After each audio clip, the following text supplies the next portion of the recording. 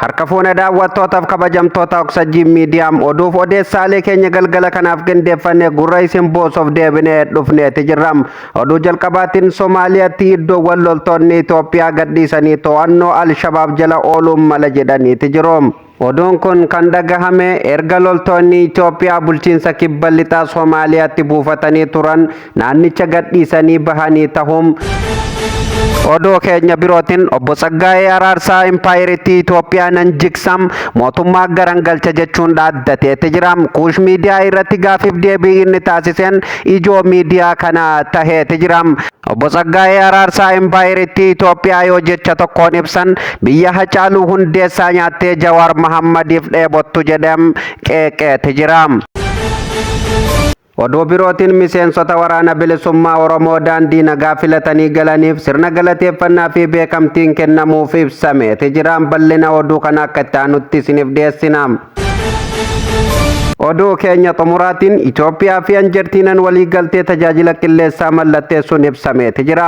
Kunneen hangafoota oduutiin guutuu oduu akka itti aanutti isiniif dhiyeessina.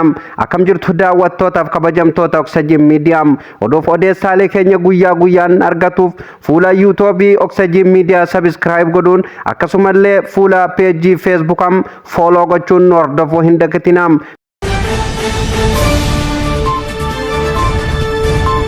Oduu keenya jalqabaatiin miseensota waraana bilisummaa Oromoo daandii nagaa filatanii galaniif sirni galateeffannaa fi beekamtii kennamuuf hin gabaafameeti jira. Garaagarummaa siyaasaa karaa nagaatiin hiikuun nageenya uummataa waaressuu fi waliigaltee mootummaa fi waraana bilisummaa Oromoo gidduutti taasifaman miseensonni waboo yookaan abaa'oo hedduun karaa nagaatiin galuudhaan leenjii haaromsaa fudhachaa jiraatuun gabaafameeti jira. Miseensota waboo waamicha uummataa oowwaatanii qabsoo daandii nagaatti deebi'anii kanneen dhimmoota biyyoolessaa fi amantii dirreewwan garaagaraa irratti hubannoo akka gabaafatan taasisuu ibsameeti jira. Misooma nageenya waboo nagaa ummataaf dursee kennuu qabsoo hidhannoo irraa deebi'uun leenjii filachuu jira jedhaniiti jiru. Kanaafis sirni galateeffannaa fi beekamtii abbootii gadaatiin taasifameeti jira. Daandii nagaa filachuun agarsiisa injifannoo waan ta'eef murtee sirrii fudhatanii galata guddaa qabaachuu abbootiin gadaa himaniiti jiru. Ajajaan olaanaan waraana bilisummaa Oromoo giddu galeessam sanyii nagaasaa leenjitoota beekumsaa fi hubannoo leenjii kannaan argatan galata taasifataniiti jiru. Gocha qabatamaadhaan mirkaneessuuf caalmatti akka of qopheessan dhaamuu ragaan waajjira paartii badhaadhinaa damee Oromiyaa argame ni mul'isa. Oduu keenya birootiin Itoophiyaa fi Arjentiinaan walii galtee qilleessaa mallatteessaniiti jiru. Ammajjii 14,2017 Itoophiyaa fi Arjentiinaan damee tajaajila qilleessaa tumsan hojjechuuf walii galtee mallatteessaniiti jiru. Daayirikteera olaanaa abbaa taayitaa siivil aviyeeshinii Itoophiyaa Geetaachoo Mangistee fi barreessaa olaanaa damee geejjiba qilleessaa Arjentiinaa Firaanko Mogootuutiin walii galticha mallatteessaniiti jiru. Akkaataa walii galtichaan daandiin qilleessa Itoophiyaa tajaajila balalii imaltootaa fi fe'umsaa bakka ga'umsaa Arjentiinaa fi Itoophiyaa dabalatee bulchiinsa Arjentiinaa keessattii fi gara biyya sadaffaa kamittuu balali'uu akka danda'us walii galameeti jira. Dabalataanis mirgoota tarkaanfii fi akkaataa gabayaan eeyyameen daangaa tokko malee gosa xiyyaaraa kamiinuu mirga deddeebi'uu kan gonfachiisu ta'us ragaan abbaa taayiticharraa argame ni mul'isa.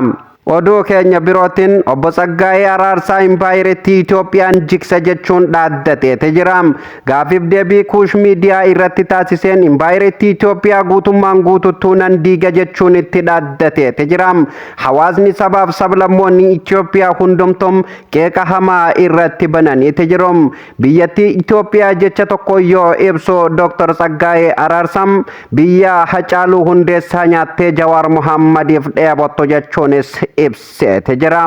Biyyoota kana keessatti sabaaf sablammoota osoo hin taane saba tokko qofaatu ijaare biyya Impaayiriitii saba tokko qofaan ijaaramteef afaan qawweetii fi akkasumallee dhiiga ilmaan Oromootiin ijaaramte jechuun qeeqa hamaa irratti kaaseeti jira.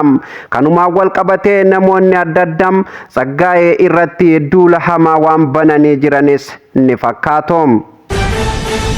Oduu keenya xumuraatiin Somaaliyaatti iddoowwan loltoonni Itoophiyaa gadhiisanii to'annoo Alshabaab jala galuu mala jedhaniiti jiru. Somaaliyaatti kutaalee bulchiinsa loltoonni Itoophiyaa gadhiisanii bahan to'annoo Alshabaab jala galuu akka danda'an jiraattonni himaniiti jiru. Oduun kun kan dhagahame loltoota Itoophiyaa bulchiinsa kibba lixa Somaaliyaatti buufatanii turan naannicha gadhiisanii bahuu hordofeeti. Iddoowwan Moqodishoo irraa fageenya kiiloomeetira 266 argamuun magaalaa Dinasaas jedhamu loltoonni Itoophiyaa maaliif akka bahan wanti beekame akka hin jirre shaballee miidiyaa jiraattota wabeeffanneeti.